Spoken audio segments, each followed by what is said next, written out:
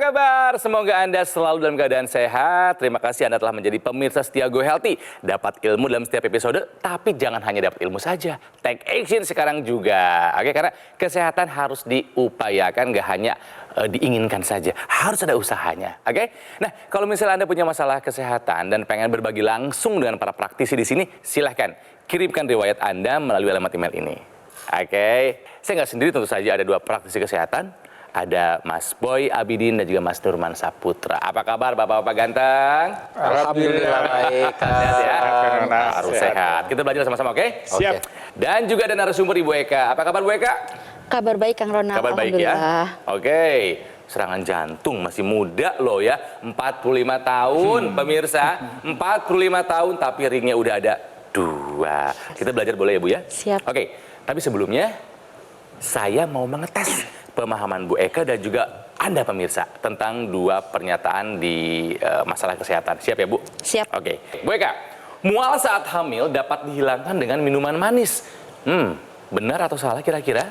Kalau menurut saya benar. Pengalaman pribadi nih. Iya. Nah, kenapa kira-kira? Karena rasa mualnya sangat tinggi pada saat itu, hilangnya dengan minuman manis untuk saya. Kalau air putih nggak bisa? Nggak bisa. Jadi salah. Salah. Ya, kenapa? Karena hati-hati, ibu minum manis, apalagi manis yang kemasan itu kadar gulanya sangat tinggi. Ibu minum tiap hari, kurang konsumsi air putih, ini berisiko akan menaikkan kadar gula darah ibu. Ya, artinya ini kalau kadar gula darah saat hamil nih pemirsa, ini hati-hati, kalau kadar gula darah ibunya naik, ini akan membahayakan bayi.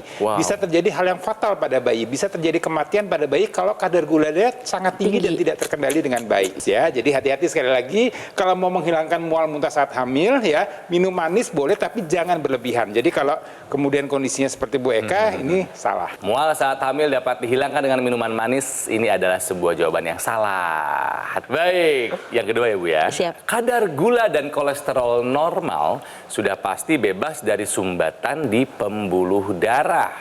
Salah. Salah. Oke, kali ini jawaban Ibu tepat. Yeay. Ya, jawabannya salah. Nah, kenapa sih? Jadi yang biasanya kondisinya yang kita tahu adalah ketika kadar gula atau kadar kolesterol seseorang itu tinggi, bisa memicu terjadinya penyumbatan pembuluh darah. Tapi pada dasarnya yang namanya proses penuaan atau proses degeneratif itu tidak bisa kita cegah.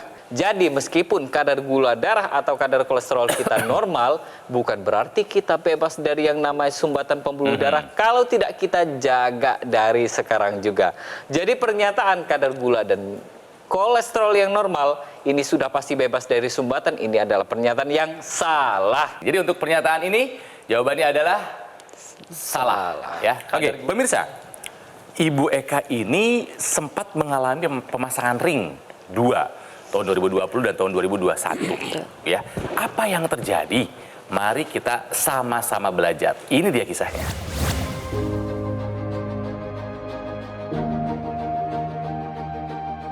Eka Juniawati.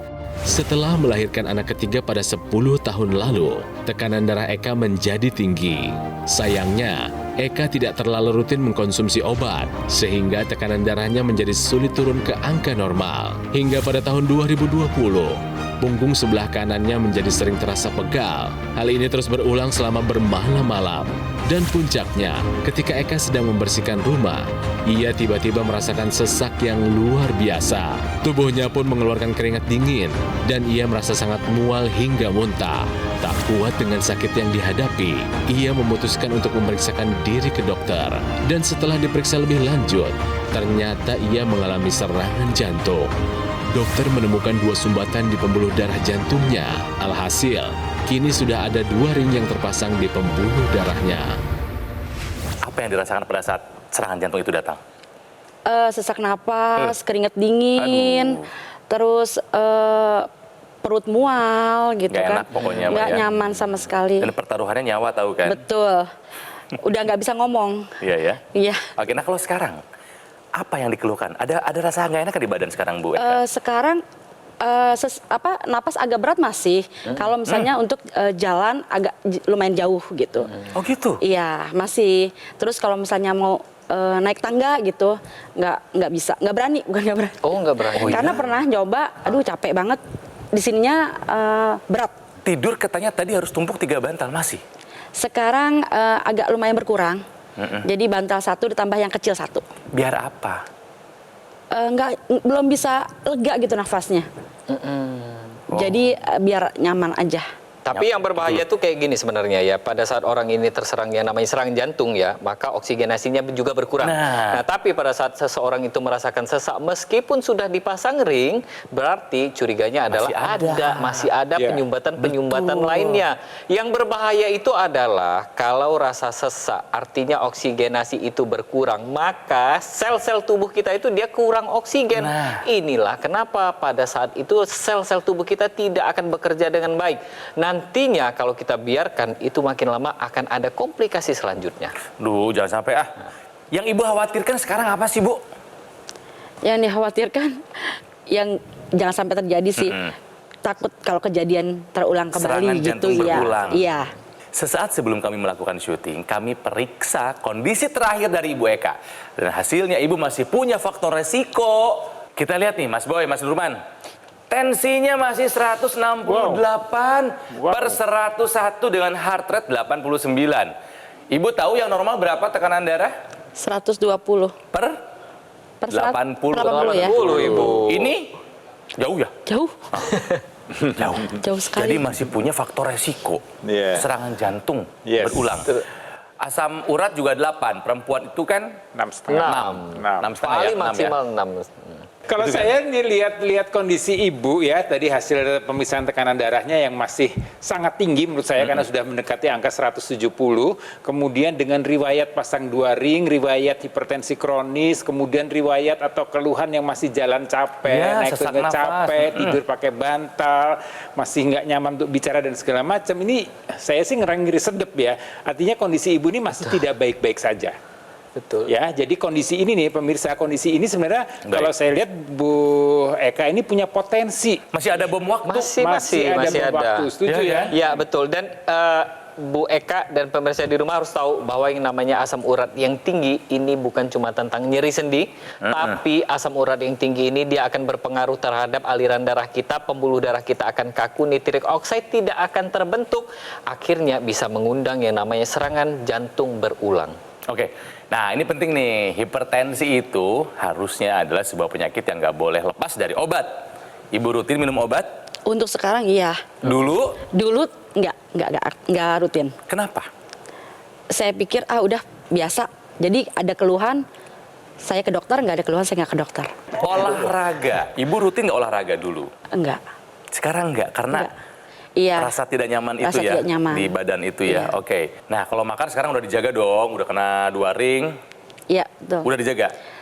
Agak nakal dikit, tetap masih. Jujur. Tapi, iya. Tapi agak dibatasin sih sekarang sih kan nggak Ada seperti dulu. curang-curangnya ya, tapi Iya. Masih ada cheat ya? Iya. Cheat day? Dikit sedikit. Oke, aja. iya, oke. Si minuman manis masih nggak? Jarang. Hampir nggak pernah malah. Good, oke. Jadi ya untuk pemirsa di rumah dan Bu Eka juga, kalau sudah ada nih tensinya sudah tinggi, apalagi kalau sudah ditambah asam urat, kolesterol dan gula darah yang tinggi, harus mulai dari sekarang kita jaga nih. Makan kita jaga, nggak boleh cheating tuh nggak boleh. Terlebih buat Bu Eka nggak boleh Bu, cheating. Kenapa nggak boleh lagi? Karena Bu Eka sudah berbeda dari orang lain. Ibu Eka bukan orang yang sudah sehat, bukan. Tapi sudah ada 2 ring dan kecurigaan kita adalah ada yang lainnya nanti sumbatannya. Nah, kemudian apalagi nih? Olahraga ini boleh sebenarnya ya. Pada ibu sendiri untuk orang yang sudah yang namanya kena serangan jantung masih boleh melakukan olahraga. Olahraganya seperti apa? Olahraga yang ringan sedang. Kemudian obat-obatan jangan sampai stop sama sekali. Dan kita bisa tambahkan nih upaya tambahannya dengan kita manfaatkan teknologi laser. Nah, teknologi laser inilah yang nanti akan membantu untuk menguraikan kembali yang namanya sumbatan pembuluh darah dan menjaga agar pembuluh darah tersebut tetap dalam keadaan baik.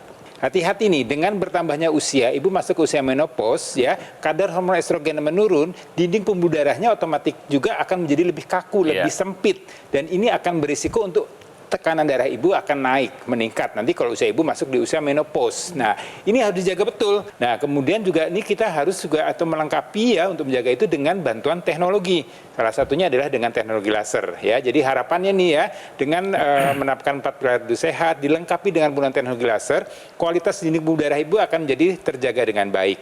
Kualitas darah ibu akan jaga dengan baik. Harapannya nih dengan bertambahnya usia, dengan menurunnya tadi kualitas hidup kita, ini bisa dijaga lagi, bisa ditingkatkan lagi sehingga ibu bisa terus menikmati hidup ini dengan kualitas yang lebih baik. Makanya pemirsa, sekali lagi take action sekarang juga. Gunakan dokter laser agar terhindar dari serangan jantung. Jangan sampai pasang ring. Ya, dan buat Anda nih yang punya masalah seperti Bu Eka ya, ada hipertensi, ada mungkin tambah diabetes, kolesterol tinggi, atau mungkin keluhan kesehatan yang lainnya. Sekali lagi, gunakan teknologi laser dengan penggunaan rutin bisa membantu mengatasi masalah untuk mencegah komplikasinya. Bendanya itu ringan, kecil, portable, praktis, dan mudah digunakan. Ya, artinya kita bisa melakukan terapi di mana saja dan kapan saja. Cukup digunakan di sini, di garis pergelangan tangan kiri sebanyak 2 kali sehari dengan durasi 15 sampai dengan 60 menit saja. Ya, nanti sinar lasernya nih akan menyinari pembuluh darah nadi dan juga titik akupuntur yang ada di pergelangan tangan. Jadi mari kita jadikan dokter laser sebagai bagian dari gaya hidup sehat kita. Caranya sesederhana, hubungi nomor ini.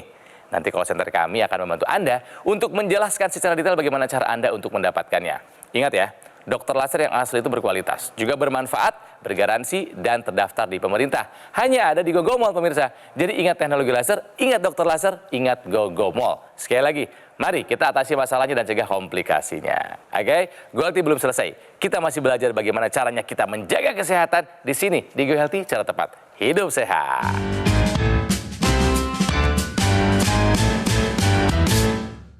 Didukung oleh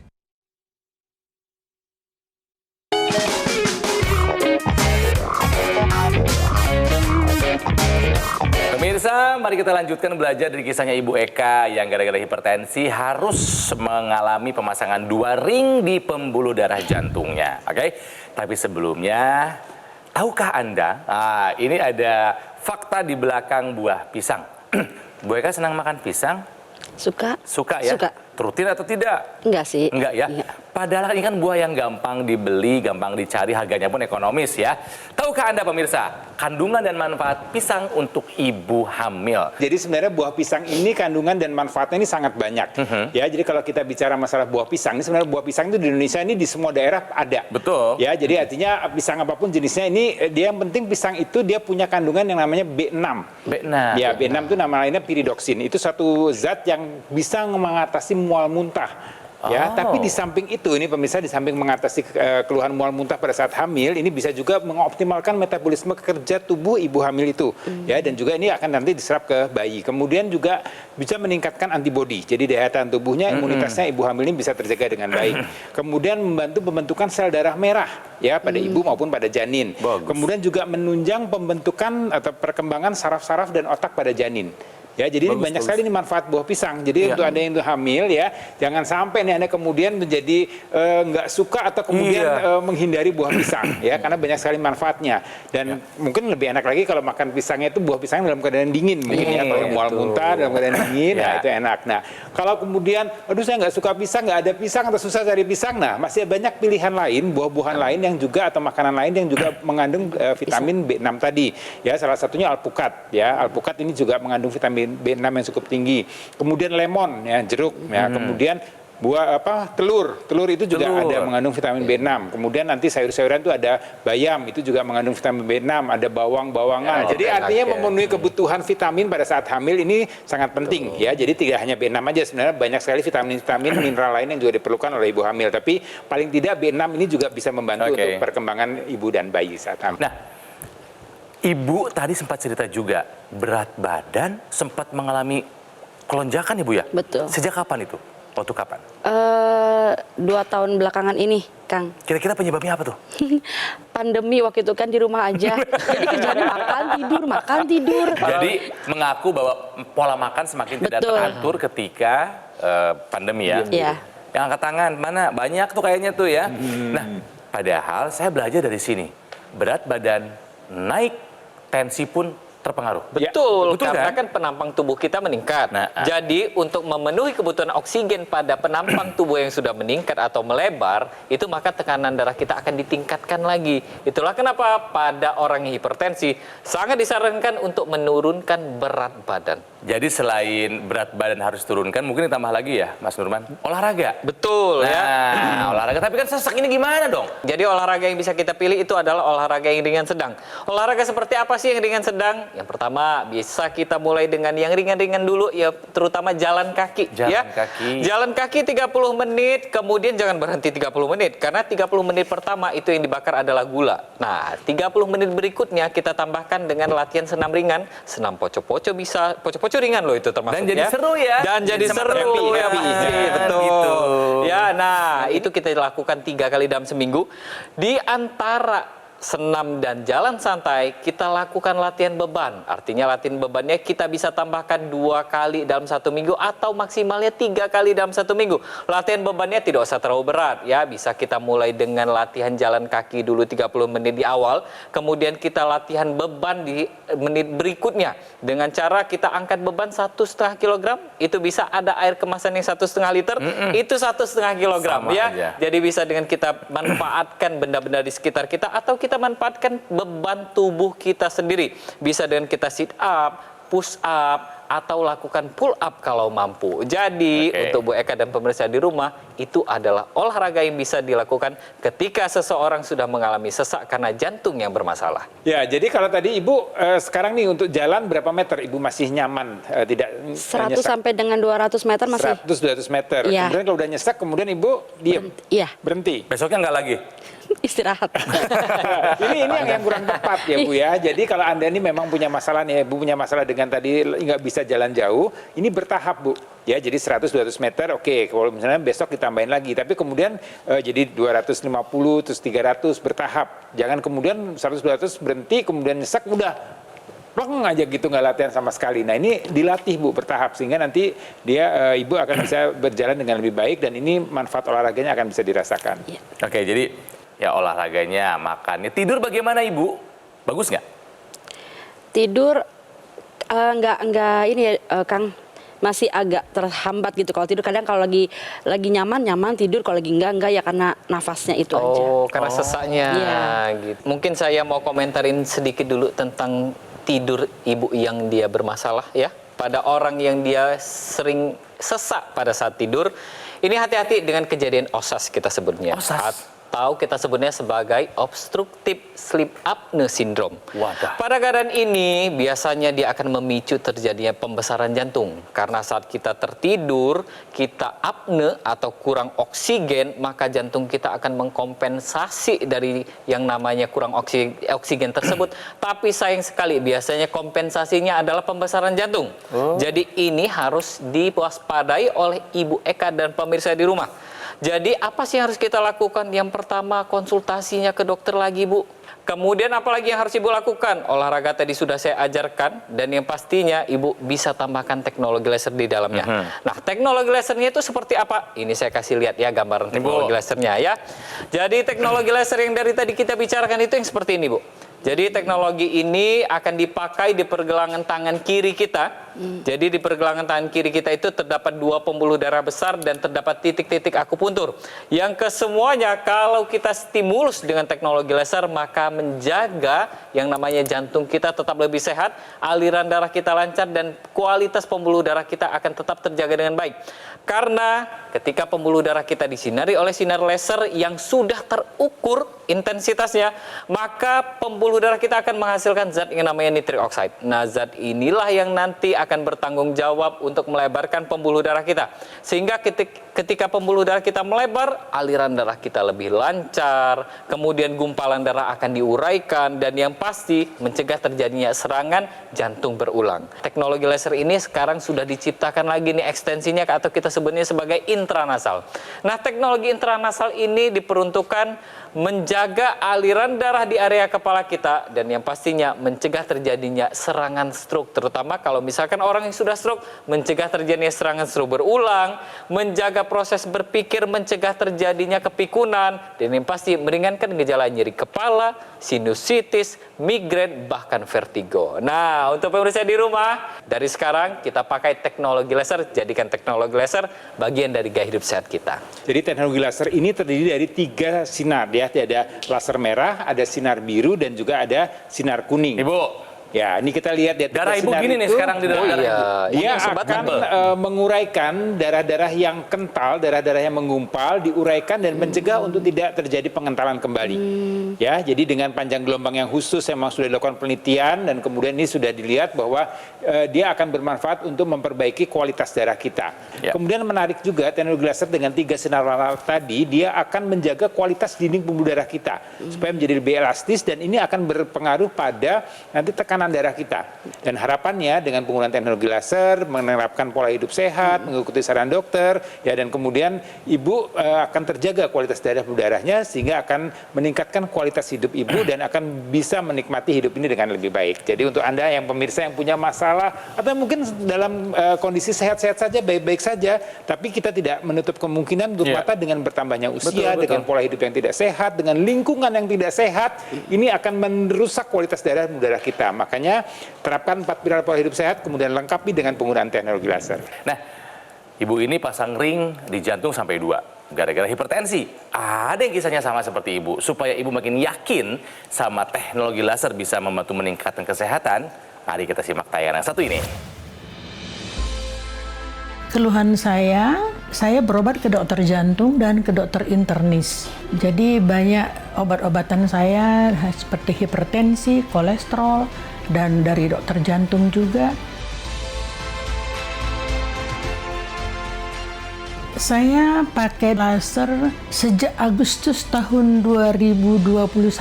Pemakaian laser itu saya kombinasikan dengan obat-obatan yang dikasih dokter. Jadi sekarang semua penyakit-penyakit saya itu seperti hipertensi, kolesterol, dan semuanya itu normal sekarang semuanya. Terima kasih teknologi laser.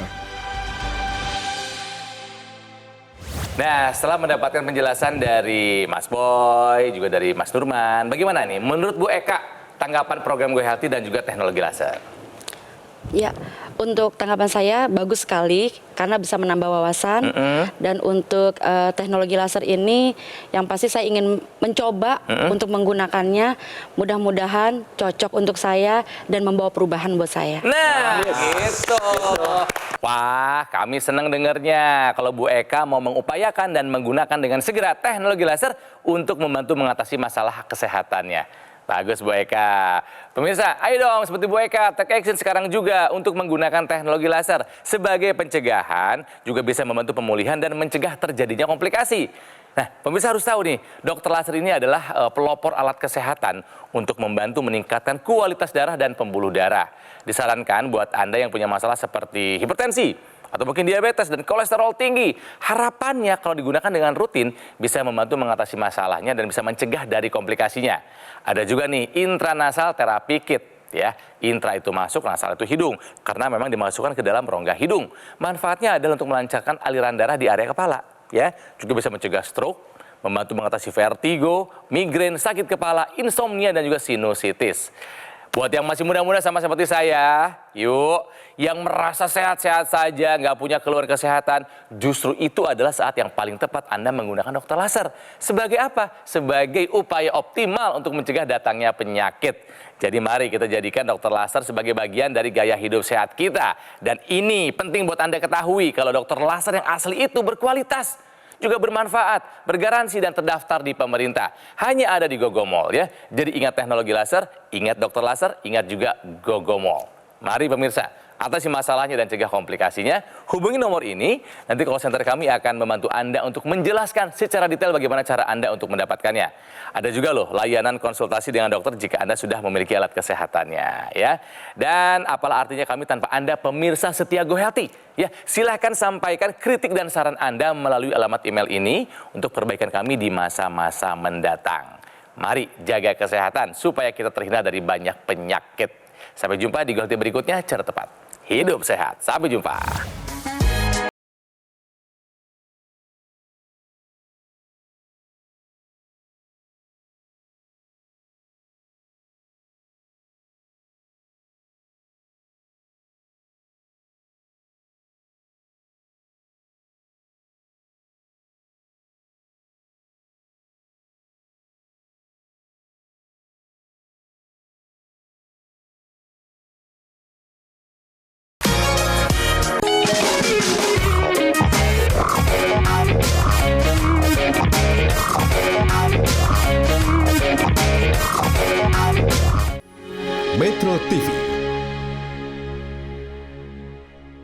Jelajahi cara baru mendapatkan informasi. Download Metro TV Extend sekarang.